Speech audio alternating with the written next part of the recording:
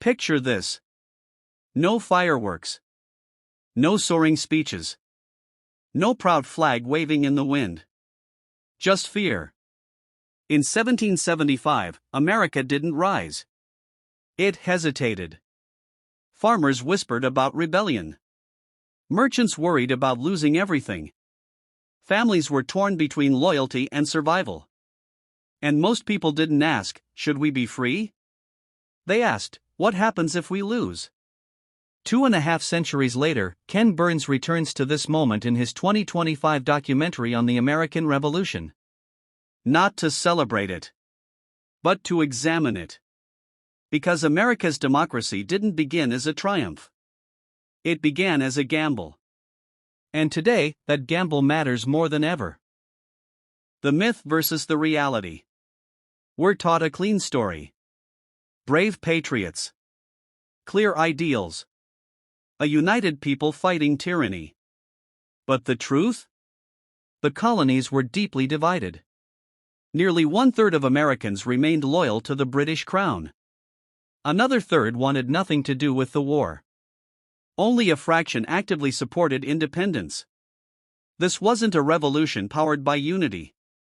It was driven by tension, resentment, and fear of being left behind. Ken Burns doesn't romanticize this. He exposes it. America didn't know what it was becoming. It only knew what it no longer wanted to be. Democracy was not the goal. Here's the uncomfortable truth. The revolution wasn't fought to create modern democracy. Most founders feared mob rule more than monarchy. Voting rights were limited. Power stayed with landowners and elites. Women, enslaved people, and Native Americans were excluded entirely. Freedom, for some, was the priority. The idea that everyone should have a voice? That came later, through conflict, blood, and contradiction. America didn't begin as a democracy. It argued its way into one. The war that nearly collapsed everything. This revolution almost failed multiple times. Soldiers deserted in mass numbers. Washington's army froze, starved, and mutinied. Congress had no real power to tax or enforce laws. At several points, collapse wasn't possible, it was likely. The British didn't lose because they were weak. They lost because the cost of winning became unbearable. And the colonies survived not because they were strong, but because they were stubborn. The American experiment didn't succeed through confidence. It survived through endurance. The revolution's greatest contradiction. All men are created equal. Those words echoed across the world. But in 1776, they rang hollow. Slavery expanded after independence. Native lands were seized at unprecedented rates. Freedom was selectively applied. Ken Burns forces us to sit with this. Not to shame the past, but to understand it. America was born preaching liberty, while practicing exclusion. And that contradiction didn't fade. It became the engine of American history. Every major struggle since abolition, civil rights, women's rights is rooted in this unfinished promise. Why America keeps retelling its origin story? Here's the question that matters.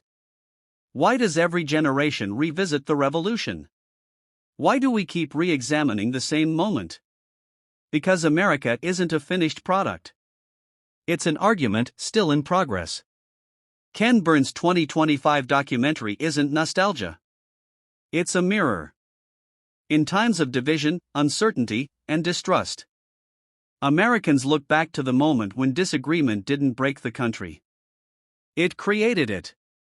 The revolution reminds us that instability isn't a failure. It's the starting point. The dangerous comfort of myth. There's a risk in telling history too cleanly. Myths make us comfortable. Truth makes us accountable. If we believe America was born perfect, then any flaw feels like betrayal. But if we accept that America was born fractured, then growth becomes possible. The founders weren't gods. They were people navigating chaos. And democracy wasn't a gift.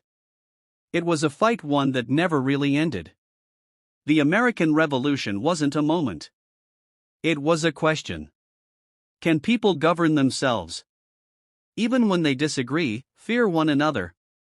And don't yet agree on what freedom means? Ken Burns doesn't give us comfort. He gives us context. America didn't begin united. It became united slowly, painfully, imperfectly. And maybe that's the real lesson. Democracy doesn't survive because it's easy. It survives because people keep choosing it. Even when it's messy. This has been ChronoVault. If history matters to you not as myth, but as truth, subscribe. Because the past isn't behind us. It's still speaking.